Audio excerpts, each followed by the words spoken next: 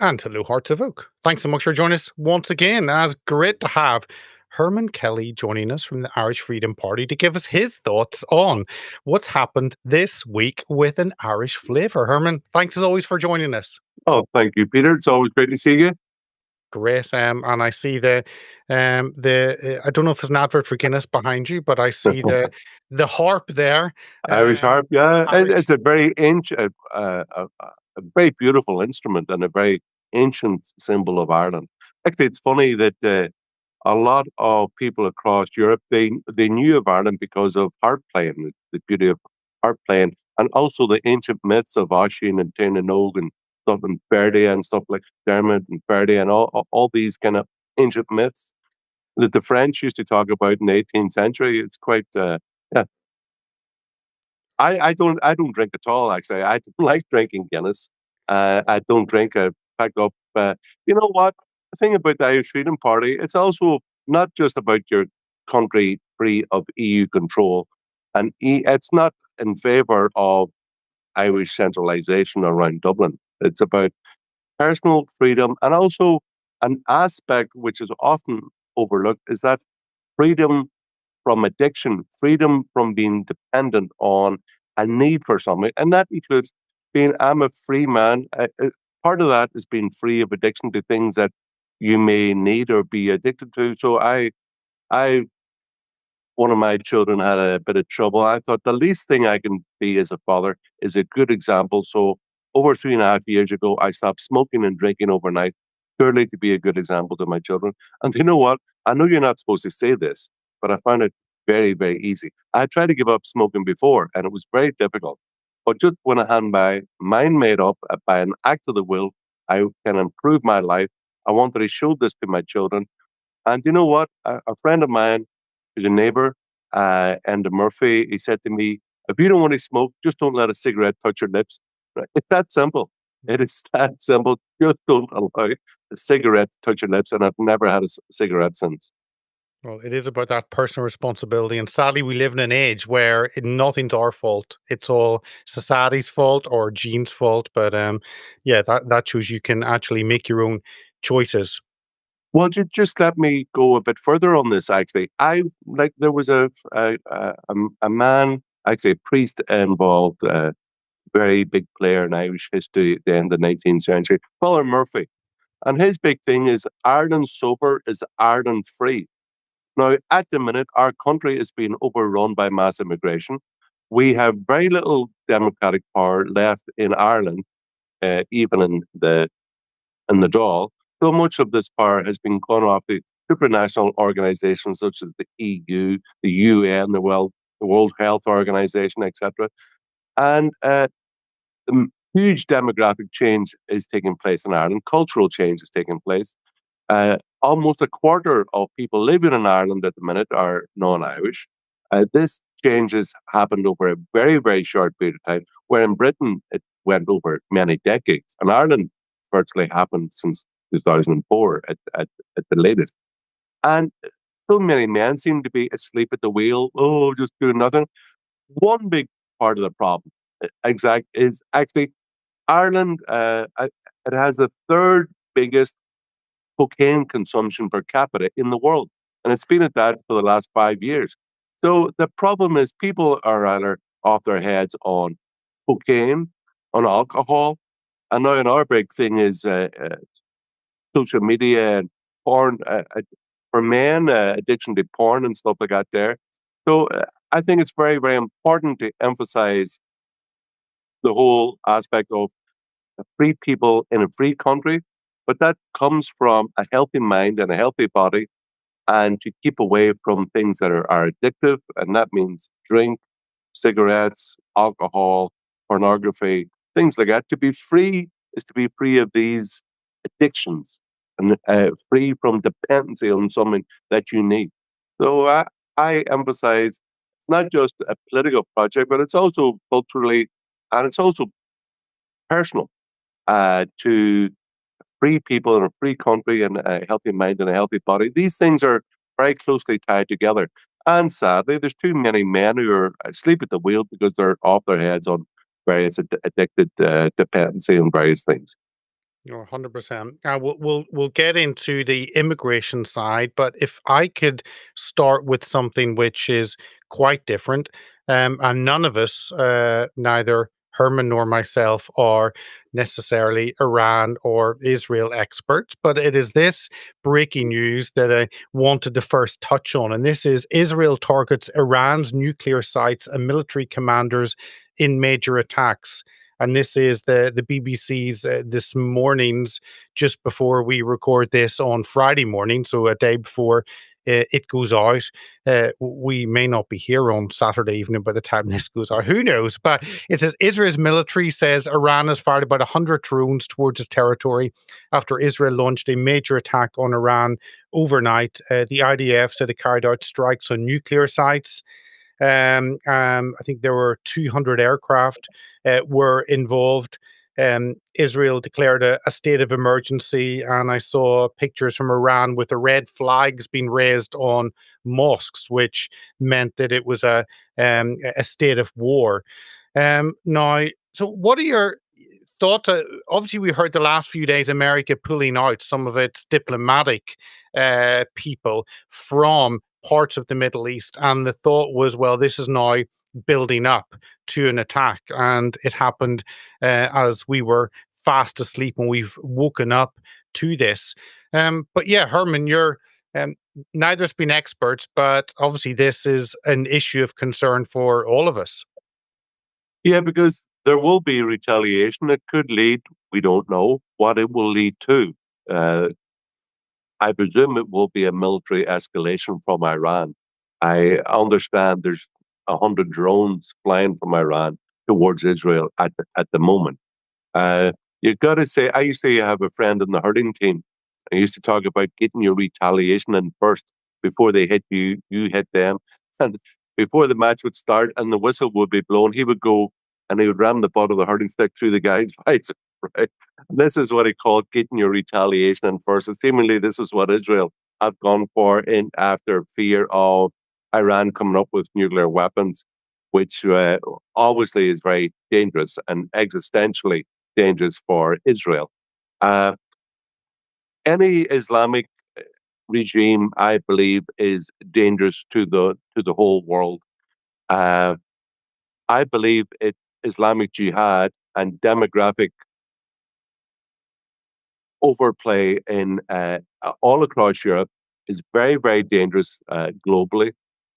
This Churchill used to say, Islam in a man is like rabies in a dog, and certainly the ideology of political Islam, this will to dominate and subjugate or annihilate, is incredibly dangerous.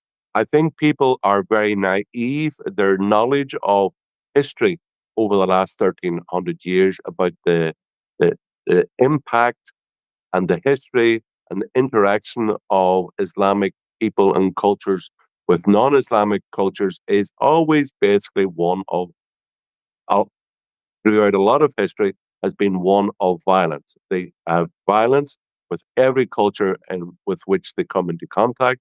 We are incredibly naive uh, to to just sit back and allow it to roll on. And like even in America and all across Europe, there demographically there's about 5 million Muslims in France, in Germany. There's a very high percentage in Sweden.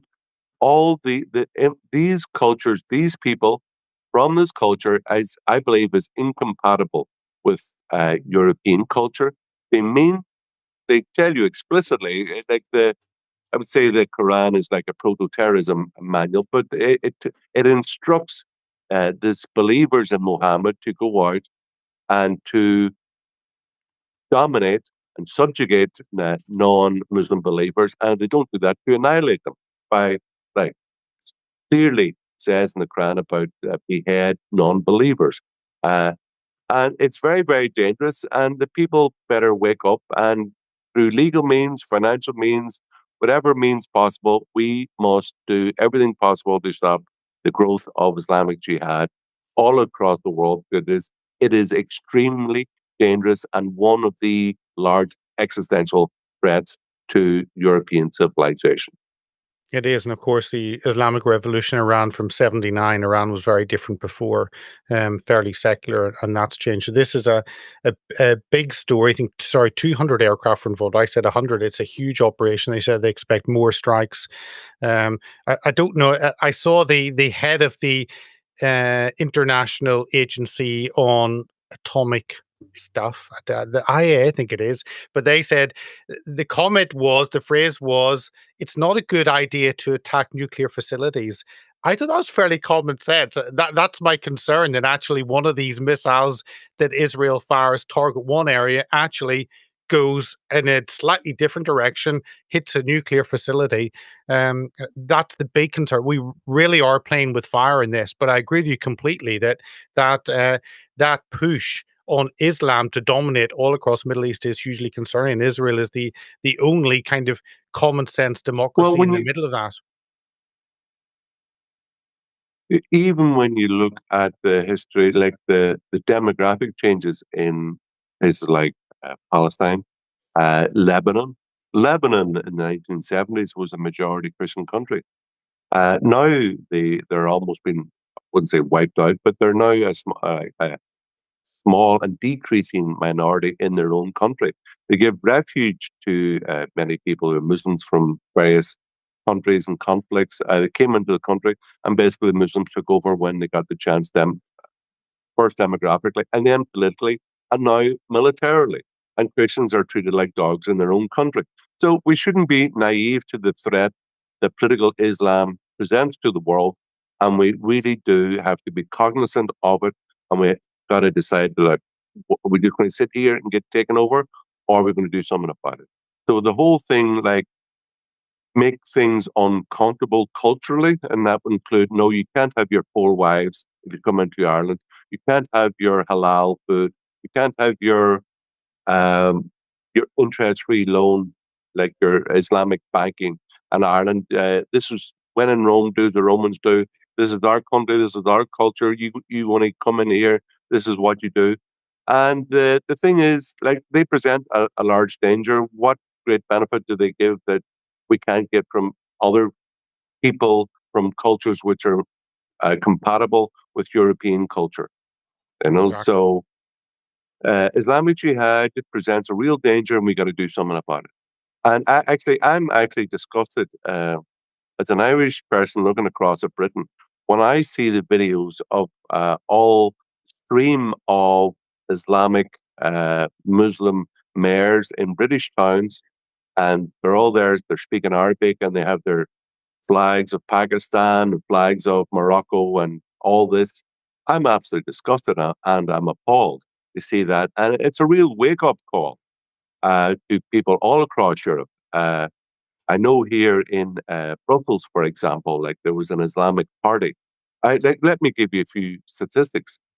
We looked up there, and you can double check it in Grok and the internet, that in Brussels, 80% of young people under 18 have a migrant background, right? 80%. And 42% of young people under 18 in Brussels have at least one parent of an African background. So that is that's demographic change at warp speed.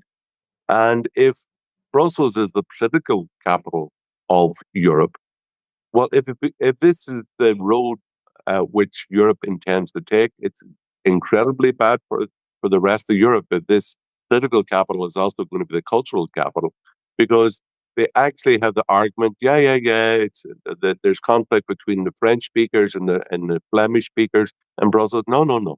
Walking around town, you will hear more than nothing any other language. You will hear Arabic, and that is uh, well, that that puts you on alert.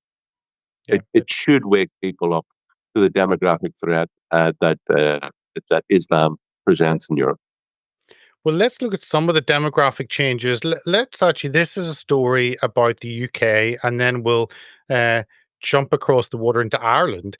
But here is a piece written by the Telegraph, and it is Annabelle Denham. I didn't think we were heading for civil war. Now I'm not so sure. We are not there yet, but uncontrolled immigration means our nation's cohesion is fraying fast. And she writes a great piece to say that she used to dismiss fears Britain was headed for open sectarian conflict, possible civil war. But she says, now, however, I'm not so sure. The law abiding majority are nearing the end of their tether. They cannot tolerate the sheer lawlessness they've seen. And it's a great, I think, snapshot of where many law-abiding Brits feel they are, and they feel powerless to these changes they are seeing in their communities. When you look, as I just mentioned earlier there, about the videos of the Muslim mayors throughout many uh, British towns and cities, it is incredible. And you look at the demographics, the number of Muslims in Britain is swollen dramatically over the last number of decades. I don't think that I don't see anywhere that the people in Britain were ever consulted, were ever given their consent to that their streets and their cities be culturally changed, that they have to get rid of Christmas trees, they have to stop talking about Christmas holidays.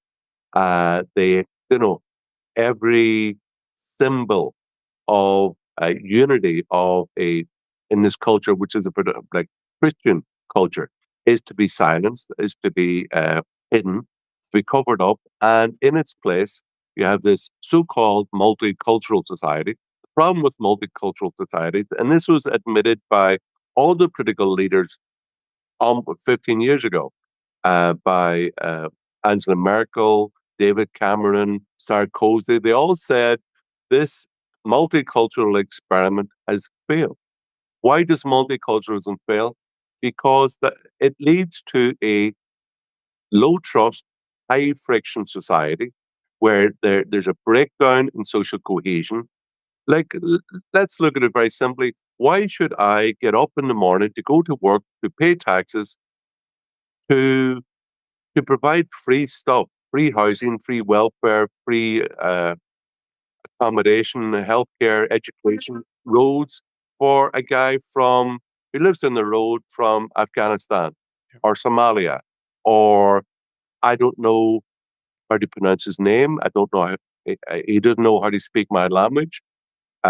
We have a completely different religion. Uh, we have no common history. We are There's nothing that I have in common with this guy. Why should I go out to work and pay taxes to provide free stuff to a guy from a completely and utterly different culture? Actually, this is where mass immigration, the left should really understand that mass immigration is undermining and cutting the throat of the foundation of the welfare state, because it's commonality, it's a sense of solidarity, of communal solidarity and cultural solidarity is the foundation of the welfare state, that people are willing to go to work to pay taxes, to provide for people who fall in hard times, they get sick, they lose a job, etc. Yeah, but they're willing to do that for people with whom they have a lot in common, Mm. the same nationality, the same culture. Uh, they're not going to go and do that for people with whom they have absolutely nothing in common, and especially when that culture and these individuals are coming threatening that you must drop all the symbols of your culture and you must take up my culture. That is just no. That's a recipe for resentment, and ultimately, as you referenced there in that article, eventually it could be a recipe for conflict, because when there is a competition for limited resources, it is and for political power, it is very likely that eventually these fights politically could lead to greater conflict. No, exactly. Well, I want to jump over into Ireland and what's happening there, but here was a really interesting. I think you'd reposted it, and it's something slightly different and a positive story about the church in Europe. And we've seen, I know from Ireland, we've seen the collapse of of a belief in the Irish state and the importance of Irishness and the role of the church. We've seen the biggest collapsing anywhere in Europe just over a generation. But here was a post. The leader of the Swedish group, who brought a record number of young Swedes, including former atheists, to the Chartist Catholic pilgrimage, told me that great things are happening in secular Sweden. His video proposing to a fellow pilgrim has gone viral on social media.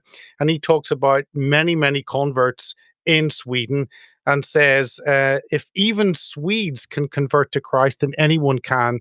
God is good. That's a good story in kind of, I think, in the wilderness that Europe finds itself, not having an anchor of right and wrong with the collapse of the church. And I just find this really interesting as I was scrolling through your feed to see actually this is a positive story about people returning to something which is good in Sweden. Yeah, absolutely. I've been to Sweden a few times, and actually, I noted among Sweden in the Sweden Democrat Party. I know the chairman, I know the president of the party, etc. And speaking, I went to a few of their events. I was over in Sweden twice, and I actually did notice that I think in a move, a kind of a rejection of very secular values, liberal, multi-culti, libby-dibby, secular values, anti-Christian values, which not only are predominant in Sweden itself, but also among the state church, this Swedish, I believe it's Lutheran church. It's very, well, it doesn't, it lacks kind of visible kind of Christian belief, creed, uh, what it says, what it calls its uh, members to uphold. So actually, I was actually very surprised that a number of Sweden Democrat. I know Charlie Beamer's the MEP in Brussels, is a Catholic, and actually goes to traditional Latin mass. I met other MPs in and members of the Sweden Democrats who the ones who took Christianity seriously uh, basically became Catholic because the Swedish church was so devoid of Christian beliefs and practices that they said, well, if I'm going to be a Christian here, I want to do the real thing, not the this kind of whatever you're having yourself. And actually brings up the thing. Actually, it's funny because there's a Irish intellectual, Des Fennell. He's dead there about 3 years, but he wrote a book, and I read it when I was must have been my early 20s. It was called My Year in Sweden, The Turning Point. And he actually talked as an Irish Catholic who had traveled extensively around Europe and around the world. He basically, for him, Sweden, this secular, large state control, uh, like where uh, God and the power of the church has decreased and the power of the state took predominated. That he talked about this very secular society, and for myself, and also one where the EU, where he thought that Sweden, this secular big state uh, society like Sweden, was a prototype of the European Union, and he believed it was very dangerous. Actually, for myself, it was a turning point in my kind of intellectual journey, I suppose. Uh, I was an Irish nationalist before that, but after reading the book, I was very much a committed Eurosceptic. Because when you look at the EU itself, it's very secularized and secularizing, where, for example, even in these Nordic countries, you have the Swedish Lutheran Church, uh, you have the various Lutheran churches, state churches, Norway, Denmark, Britain, for example. You have the Church of England, like the German Lutheran Church, and Latin America. Sorry, in Southern Europe, mainly Catholic churches, etc. So with the European Union, and the Greek Orthodox Church is very strong position in Greek society. With the European Union, the influence of Christian churches has been dissolve, basically. So, and with it, the influence of Christianity on the thought processes of those who are involved politically. So, Sweden is an incredibly secular society, and it's good to see that many young people, or an increasing number of young people, see the difference that Christianity makes. They reject the secularizing culture in which they live, and they're coming towards a belief in God and in Jesus Christ. And I believe that's a good thing, because you know what? The things that we're talking about Islam and stuff, like, we are easy meat. If we cannot say, this is who I am, this is what I believe, I belong here, this country belongs to us, and I believe that we are good people, our culture is good, we have something to give the world. If you don't believe that, you're easy meat to be taken over. If you don't have the confidence to say that who we are, what we believe, well, a culture with a strong will and a strong series of belief, and also that's video and pictures that I put up from that young guy in Sweden. He was proposing in the picture to a young woman to be married. They will hopefully, please God, have a family, bring them up in the Christian faith. That demographically is also the future of Europe. I believe the loss of Christianity has also brought about a society with lack of hope, lack of belief, not only in God, but belief in itself, that God is good, that our society has been graced by faith in Christ, and our society is better than a secular society or an Islamic society. And there's a self confidence, and there's also a hope in the future, a world in which we can have children and bring them up in our culture, and have a future. At the minute, now they're talking about extending in Britain abortion laws to permit baby killing up to the point of birth, which is unbelievable, appalling. And in just France, there 2 weeks ago, I attended an event in the European Parliament where they're discussing what was going on in France. They're looking to introduce euthanasia, so kill your granny laws in France. And would you believe, when you go into they're talking about changing a culture from a culture of life to a culture of a right to die. So that when you're politically changing, by legal means, changing this culture where you have a right to life, but now you have a right to die. And basically you're going and you're telling a doctor, I want to die, I'm depressed, I want you to kill me. That doctor then, according to these laws, will have who then has a corresponding duty to kill these people. And these doctors will be discriminated against and maybe even struck off for not fulfilling their patients' wishes.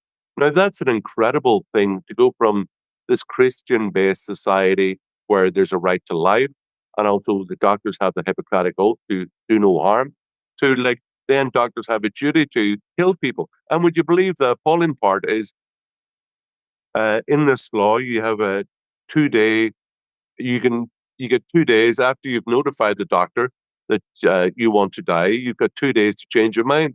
But hey, if you're buying a pair of runners on Amazon, you got 14 days to change your mind.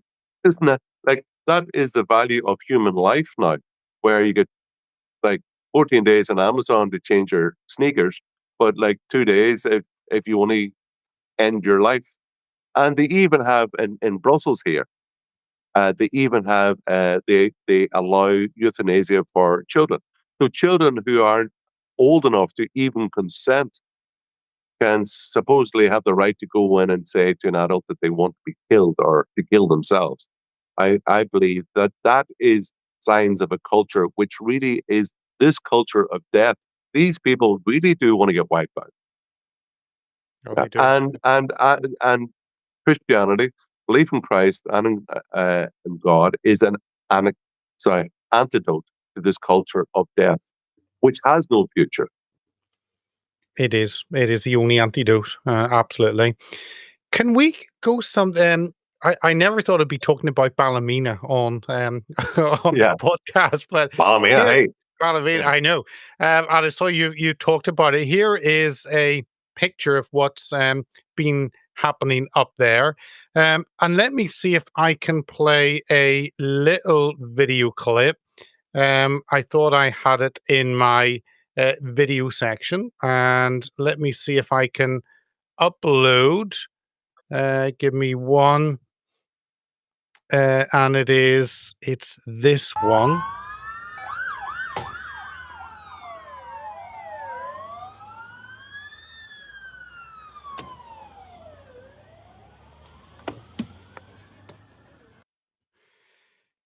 Like back to the bad old days, or the days we used to grow up in. Um, Give us a little bit of background. This is about a rape of a girl and the frustration and anger the people have. I don't know if it's been orchestrated or not. You never know whether it's the paramilitaries whipping something up to push back on people. Yeah, what's your perception or assessment of what's been happening there and how this has spilled over into violence? Actually, it's not just a thing to do with the north of Ireland, because it's actually very similar episodes have happened in the south in Dublin. You may remember last November in Dublin, there was riots, large riots in the centre of Dublin after three children were stabbed by a, I believe, Algerian migrant in the middle of a street in Dublin.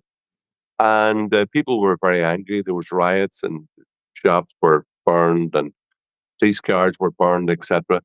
Um, there's in the south. There's a large increasing number of rallies and protests against immigration centres imposed by the government all around the country. Now, this is taken off in Ballymena, which is a town, a large town in the northeast of Ireland and County Antrim. Predominantly, it was kind of, I'd say, be unionist Protestant town. But there's a good, I don't know, maybe a third Catholics. I'm not sure, Ballymena. But this all kicked off after two young Romanian speaking boys of 14 have been charged with sexual assault or rape of a young girl, I believe of 13, in the town. And it has basically a flag of public resentment or local resentment to what's going on in the town. Now, I saw stats there recently, which I found mind blowing. I didn't share because I thought, could this be true? But seemingly, a huge number of migrants have been put into Ballymena in the last few years. I mean, a huge number.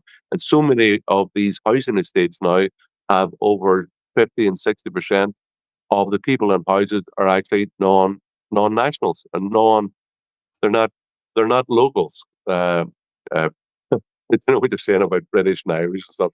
They're not, the best way we can talk about it now is they're not local people, Romanians are and not local to Ballymena. We can agree they're on not local 100%. to Ballymena or the north of Ireland. Yeah. That well, people feel threatened. That as we talked earlier about in a time of limited resources, that they see the people coming from abroad, especially if they're they claim that they're asylum seekers and they're just economic migrants getting free stuff for nothing.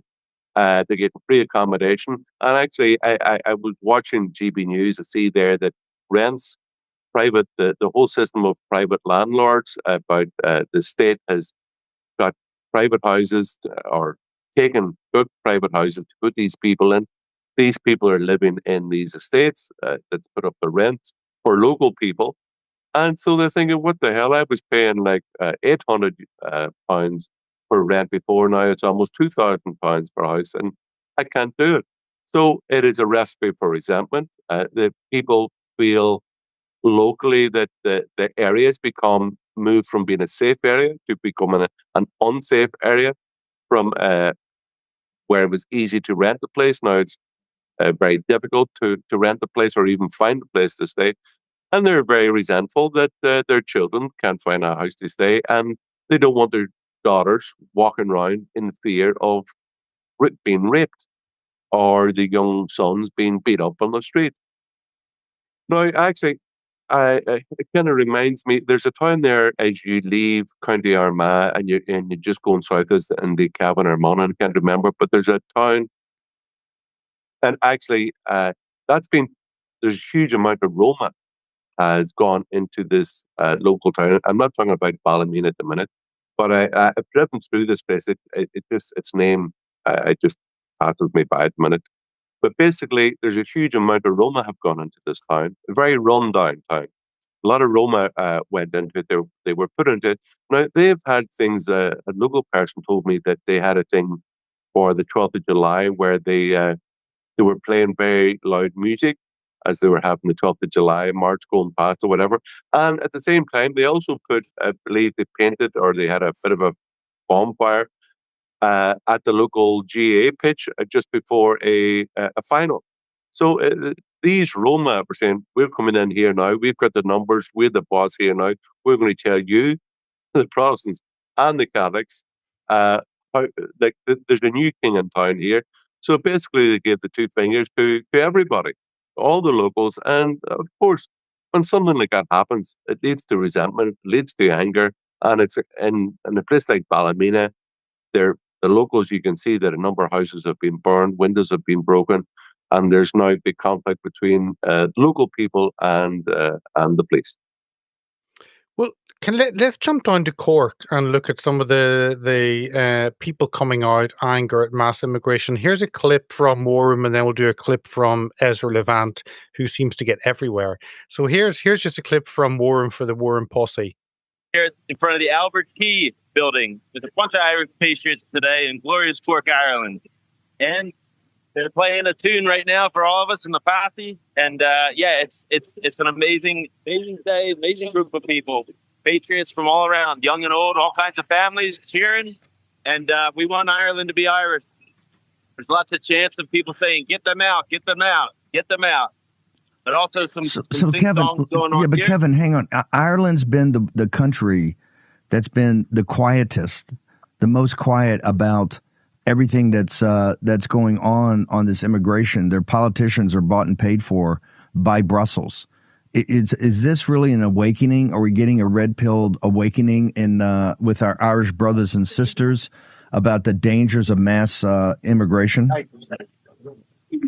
I think we are, Steve. I think we are. And this is one of the several protests recently. There's several demonstrations, and I've been in touch with them. Well, let me just play this other just 20 seconds from Ezra. Here is Ezra.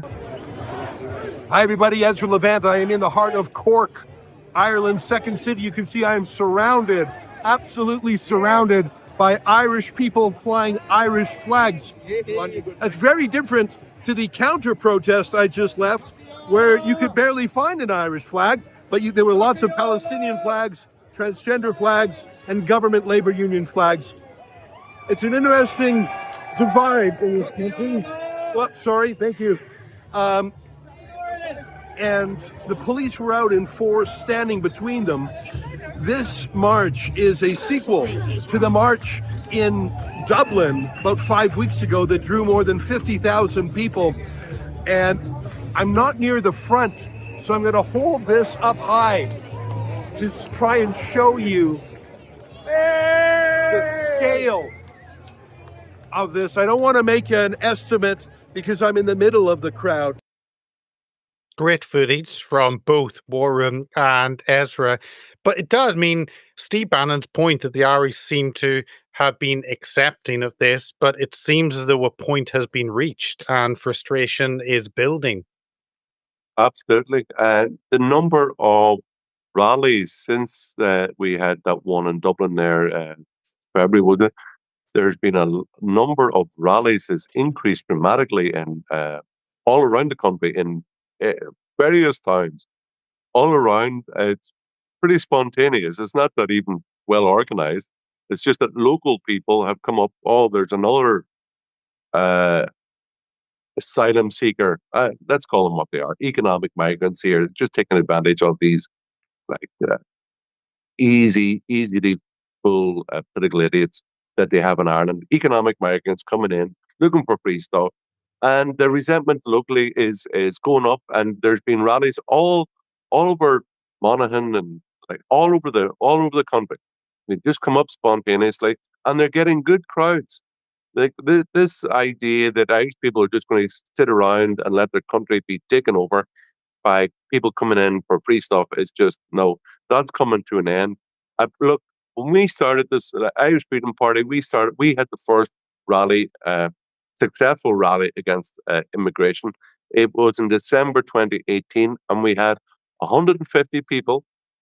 That's all we had outside the door. There was a counter protest of leftists run by people before puberty, or people before profit, as they call themselves. Outside the door, we had 150. They thought they would show up, shout us down, chase us off. Where we had a successful rally, we had tripled their number. We spoke. We then went off. People were happy, and after that, we had rallies to do with the issue of free speech, about the carbon tax, etc. And the whole practice of having rallies in the street, in public rallies, started to take off, and that increased. A number of years ago, there was a lot of rallies about this immigration issue, and it's kicked off again.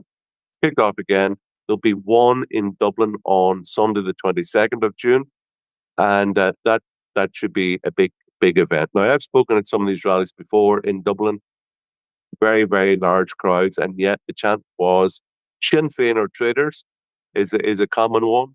What's that one? Get them out. It's good. It has ambiguity about the politicians, and also but also many of the freeloaders who come here to abuse our hospitality in Ireland. No, Like the whole issue of the relationship. Like, Irish politicians are liars. Okay, they're here not to do what's best for Ireland. They're here as, I don't know. They're here to represent people in Brussels to us. Right? They want to impose this mass immigration. Now, there was an Irish guy, a dangerous Irish guy called Peter Sutherland. He's a former Fine Gael Attorney General in Ireland. He was also an EU Commissioner, and he was the guy who was a big noise advocating. And a number of years ago in the House of Commons committee, he talked about the EU needs to break down the homogeneity in nation states and they do it by immigration and multiculturalism. So they explicitly say they want to destroy the nation state, and you must do that by mass immigration and destroy the homogeneity of nation states. That's what they're doing. That's the reason why they're doing it. And we have to counteract that by helping young families to have children. That all we are looking for in the Irish Freedom Party is that people have the basics of every normal country around the world, that they have an ability to get an education, to find a job, to have a house, get married, have a family, bring them up in their culture, have a future. We're not looking for bells and whistles and free dessert after every meal. We're just looking for the very basics of a successful, functioning country. That's all we're looking for. And we're not going to have that while we are members of the EU and our country is getting flooded by EU open borders. Another aspect, actually, Ireland has control over the number of non-EU work permits. Now, a country the size of America gives out 65,000 work permits, whereas a country like Ireland, with a country of just over population over 5 million in the south, we give out 40,000 work permits. And attached to those, for 20,000 of them, we have full family reunification for the first 20,000. Now, that is just ridiculous. And we can see where whole housing estates at the minute are being bought up by Indian nationals all around Ireland. And you know what? That's just a recipe for resentment. These people coming in, they have money from somewhere, and they're buying up properties where Irish people can't afford them. That is the death of a nation and the death of a nation state. And our thing is to come back about the regrowth of a nation and the regrowth of the comeback of the nation state. Let's put two stories together and then finish off with Lois McClatchy Miller and Billboard Chris being arrested over there in Brussels. But first, let me bring up this. Let me put these two together. They kind of fit. You'd posted this. Which of the following issues should be the two most important priorities to deal with in Ireland? And housing is there 62%, huge housing crisis, immigration 28%, cost of living 25%, and the economic issues are much lower, and the health issues are much lower. There is that, and then let me just bring up another one which shows the changes and. this is so Garda eligibility criteria for those not from Ireland, the Garda being the police force in Ireland. You have to be a national or of a European Union member state, or be a national of European Economic Area, or you can be a refugee or a person granted subsidiary protection. So you can come over in a boat and you can join the Gardaí. That kind of concerns me. But yeah, those pressures, it's about housing, immigration, but then the police force. What on earth has happened if you can come over on a dinghy and actually probably join the Garda? Who knows if you can speak English or anything or what your background is? But why would you why would you be calling for refugees to join your police force? Bonkers. It's incredible, isn't it? It's absolute madness. Actually, not only are they allowed to join the police force, they're also allowed to join the Irish Army. So you can come into a situation where foreigners are allowed to walk around our country with guns, telling natives what to do. It's just madness. And the whole thing about why is housing and immigration the biggest issues? Because if you increase the number, if you have large scale immigration and you have increased numbers of people in the country, increased demand for housing, and in normal economics, supply and demand, when demand goes up, prices go up, and normal people find it difficult to buy a house. And that's why many young, talented, well-educated Irish people are being forced to emigrate to countries like Australia and Canada. And so we are being demographically replaced in our own country, and the most capable people, young, well-educated people, are leaving for foreign shores. Now that cannot continue. Oh, exactly. Let me just Our position is we would like to. No, go for it. Your position. Yeah, like not only do we want to stop the mass immigration into Ireland, we want to make sure that those young people in Ireland who are well educated, have some to contribute, can stay in Ireland, can get a house, can see a future, and also if we need more workers for the economy, whatever. Well, we've got millions of well-educated, experienced people all across the world who are Irish, in Canada, in Britain, in America, etc., who are well able and willing to come back if they had an opportunity. And so we must give opportunities to our young people to see a future in Ireland. I think that's why the Irish Freedom Party does seem to be the only party of common sense down there in the Republic. Let me play this little clip just to finish off, and we're really out of time, but just good to refer to it. Obviously, it happened over in Brussels, and we've had Lewis and Billboard Chris on many times. Here's a clip of them getting arrested for saying that men are men and women are women, and children cannot consent to puberty blockers. I let you the choice. I let you the choice right now. Either you take your sign off, and it's okay, or either you guys are going to the police station. It's up to you.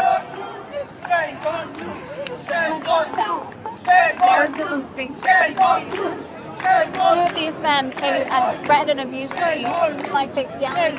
I wasn't there. I wasn't there at that moment. Camera. I can show you. I called you guys. Yeah, but it's because you guys are just right here. So, yeah, but we're allowed to be here. To my point of view, the trouble is caused by you guys being in this place. Being in here with a stated belief. I let you the choices. It's now up to you. All right, I'm happy to go to the police station then. Okay. I'm going to stand up for my rights, and I'm going to stand up for the kids that are being harmed. Okay, you're going to the police station. Okay. All right. Il y a un celui-là ou pas? Vous savez le mettre dans votre véhicule? And then they get arrested and are let out. But yeah, it's common sense. Children cannot consent to puberty blockers. They're children, and yet having that sign, they're the ones causing the trouble, and not those who are abusing and attacking them. And in the center of Europe, in Brussels, Absolutely. I actually met Lois and Chris there last week in Wednesday in the European Parliament. I introduced them to my MEP, Anders Vistesen. They make a common sense argument that children are too young to consent to like a life-changing decision such as that. And like Chris told me that Brussels was the worst city he's ever been in for reception, that there was threats of violence, people throwing bottles at him, there was threats of violence. And in that clip there, what happened was a group of 20 people came, all these leftists came threatening violence. The police were called. And instead of lifting, like all they were doing was having billboards up with a very simple message, having peaceful conversations with people who went past. And the police, instead of lifting the mob of thugs who were threatening violence, lifted these two people, took them to a police station, stripped them of their clothes, threatened them with charges, and eventually they were released. The good thing is that this issue has now become a big issue in the States, and they were invited over to the White House to explain exactly what happened. And the thing is, this trans ideology, this alliance between the far left and Islam and all this trans ideology, it's all part of the cultural Marxist agenda to destroy the nation state, destroy the family, and even the distinction between male and female. And that's why we must do the counter and stand up for a belief in biology, not ideology. Stand up for the distinction and the complementarity between male and female, and as a foundation of family life and a civilization. That's what we're talking about at the minute. The future of a civilization. And if we don't defend the basics, well, that which is built on top of it will crumble. Well, that's a common sense statement to end on. Herman, always appreciate you coming on. Thank you so much for giving us your time today. It's a pleasure.